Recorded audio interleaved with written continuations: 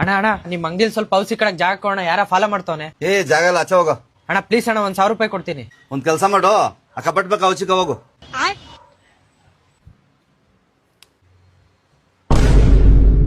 Sir ಇವನ್ನೇನಾದ್ರು ನೋಡಿದ್ರಾ? ಏ ಇಲ್ಲ ಇಲ್ಲ ನೋಡಿಲ್ಲಪ್ಪ. ಇವ್ನ ಹಿಡ್ಕೊಂಡ್ ಕೊಟ್ರೆ 10,000 ರೂಪಾಯಿ ಕೊಡ್ತಾರೆ. ಇಲ್ಲೇ ಕೂತಾವ ನೋಡು. ಇವ್ ಅಡ್ರೆಸ್ ಬನ್ನಿ, 10,000 ರೂಪಾಯಿ ಕೊಡ್ತಾರೆ.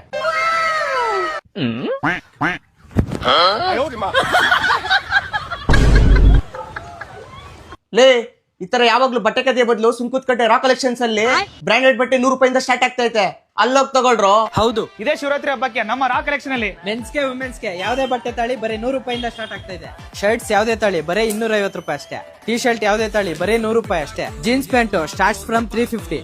ಕಾಟನ್ ಪ್ಯಾಂಟ್ಸ್ ಬರೀ 350 ರೂಪಾಯಿ. ಜಾಕೆಟ್ಸ್ ಯಾವ್ದೇ ತಾಳಿ ಬರೀ 350 ರೂಪಾಯಿ ಅಷ್ಟೇ. ಸ್ವೆಟ್ ಶರ್ಟ್ ಜಿಪ್ಪರ್ ಹುಡಿ ಯಾವ್ದೇ ತಾಳಿ ಬರೀ 350 ರೂಪಾಯಿ ಅಷ್ಟೇ.